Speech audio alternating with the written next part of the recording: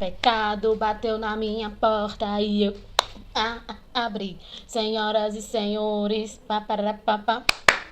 Hello!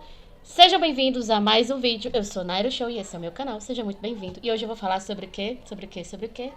Sobre o pecado. Entrou na minha porta e eu abri. Bateu, né, na minha porta e eu abri. E agora? O que eu vou fazer? Gente, antes, né, de eu entrar no assunto central, eu quero dizer pra você que nem se você se trancar numa casa, no topo de uma montanha, sozinho, sem internet, sem celular, sem livro, só você, a casa e alguns móveis pra você fazer comida, dormir, sei lá. Nem se você fizer tudo isso, você ainda vai pecar. O que eu quero te dizer é que o pecado, ele tem mais a ver com o que sai daqui do que o que vem de lá para cá. É sobre isso que Jesus fala para Pedro quando ele... Então é sobre isso que o próprio Jesus fala para Pedro, que dá uma visão para ele a respeito de Cornélio, um centurião, né? Então, da onde vem o pecado? Quando o Senhor fala para Jesus, não é o que entra que contamina, mas sim o que sai da boca que contamina. Da onde é que saem as ideias, gente? Nosso coração, da nossa cabeça. Então é daí que surge o pecado. Então, claro, o ambiente influencia? Influencia, porque se não influenciasse, não existiam pessoas que são de fácil, né, influência. Pessoas que se deixam levar pela moda, pessoas que se deixam levar por aquilo que está falando do momento e tudo mais. Se não existisse essas pessoas, todo mundo era, né, super evoluído, mas não é. Então, mesmo que você se isole, você ainda peca. Porque o pecado, ele é algo que está na carne do homem. Porque a gente precisa jejuar para que a nossa carne entenda quem está no comando, que é o próprio Espírito Santo. Uma vez que eu alimento mais o Espírito vence as tentações e as vontades da carne. Então você precisa entender de antemão que não existe essa de você não pecar. Ah, eu não peco, porque eu não traio, eu não bebo, eu não isso, eu não aquilo. Eu quero te dizer que Adão não tinha bebedeira, não tinha cigarro, nem tinha outra mulher. Só era ele e Eva, e ainda assim ele pecou. E até hoje a gente colhe daquilo que ele pecou. Então essa desculpinha de eu não bebo, eu não fumo, eu não né, eu não traio, é muito insignificante diante de outras coisas que você faz e que você esconde as 7 chaves e que você, né, que nós temos a dificuldade de lidar com elas. Como é que a gente lida com o pecado? Muito simples. Se lida com o pecado falando sobre esse pecado. Porque quanto mais você guarda, quanto mais você vai colocando, imagina que isso aqui é o seu coração e a sua cabeça. Quanto mais você guarda, mais coisa vai começar a não caber mais. Em algum momento isso vai, pro espaço. O que é que você precisa fazer? À medida que você fala, você esvazia. E quando você esvazia, né? Quando você esvazia, aí o Espírito Santo de Deus pode te encher daquilo que vem da parte dele. Depois que você tirou toda a porcaria que estava empatando você de viver um tempo, teu propósito, aí à medida que você... Eu baguncei tudo aqui agora. Gente, releve, as crianças hoje estão que estão. Então, à medida que você se esvazia de si mesmo, das suas vontades e daquilo que te afasta de Deus, que é o pecado, você consegue ter uma visão mais clara a respeito do seu propósito, daquilo que você foi chamado, daquilo que Deus sabe que é para a sua vida. Por que muitas pessoas têm a dificuldade? Deus é muito claro naquilo que ele fala, o que quer para você, o que ele te chamou para ser, mas o pecado te cega a um ponto de você não conseguir enxergar. A coisa está aqui, você não consegue enxergar pela ótica que você precisaria enxergar, porque o pecado, ele é como uma venda, ele cega a pessoa. Hoje eu estava conversando com a pessoa ali e o objetivo de vida dela muito claro diante dos olhos dela, tudo muito simples de ser resolvido, mas aí a pessoa fica contando historinha pra si. Não, mas é isso. Aí a gente resolve aquilo. A pessoa, não, mas é isso, aquilo, outro. Então a pessoa tá sempre contando uma historinha pra viver dentro daquela caixinha cheia de bagunça.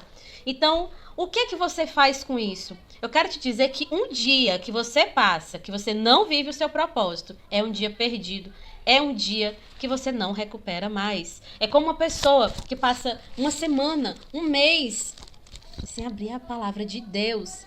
É um mês, é uma semana perdida. É como uma pessoa que só vive no dia do lixo, porque tem gente que só vive no dia do lixo, né? Comendo besteira à torta e à direita. Não se alimenta como deveria. Então, são alimentações perdidas, porque você não está colocando nada de bom para dentro de si. Então, uma hora essa conta vai chegar. Uma hora essa conta vai chegar.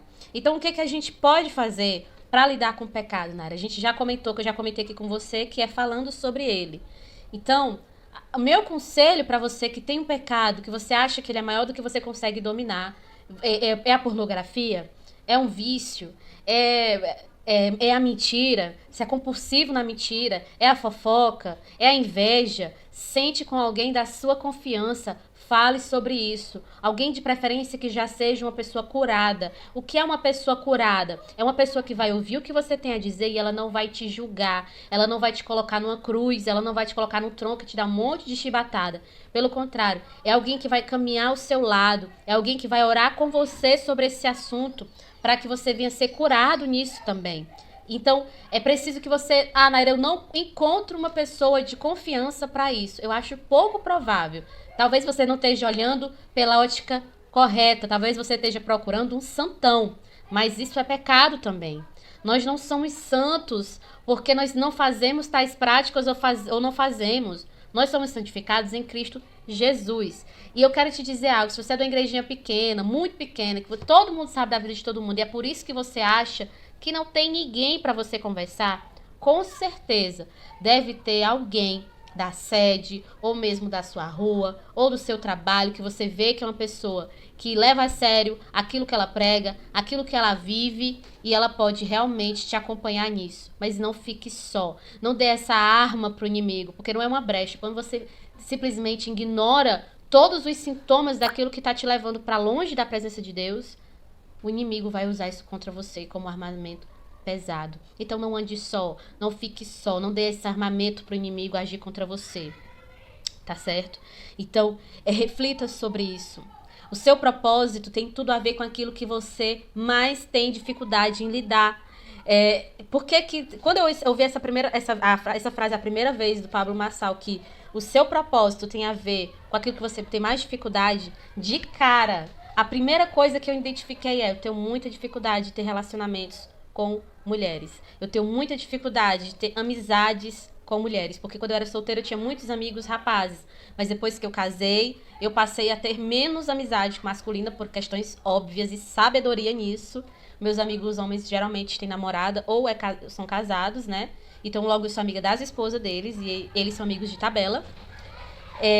E eu tinha essa dificuldade tremenda de sentar numa mesa com várias mulheres, de trabalhar. Eu larguei pedagogia, um dos motivos era por conta de mulheres mesmo, do ambiente de trabalho.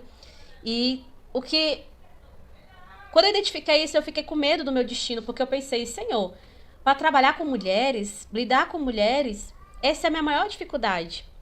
Mas hoje, para a glória de Deus, o Senhor tem me colocado preciosidades, eu tenho tido amor, mas um amor tão grande por elas, por cada uma que o Senhor coloca na minha vida, para me interceder, para me conversar, para fazer, seja lá o que for, aquilo que o Espírito Santo de Deus conduzir, que eu não tenho palavra de gratidão a Deus, que daquilo, como é bom viver o meu propósito, como é bom viver aquilo que Deus me chamou para viver, sabe? Então, tenha esse cuidado de viver todos os dias como fosse o último.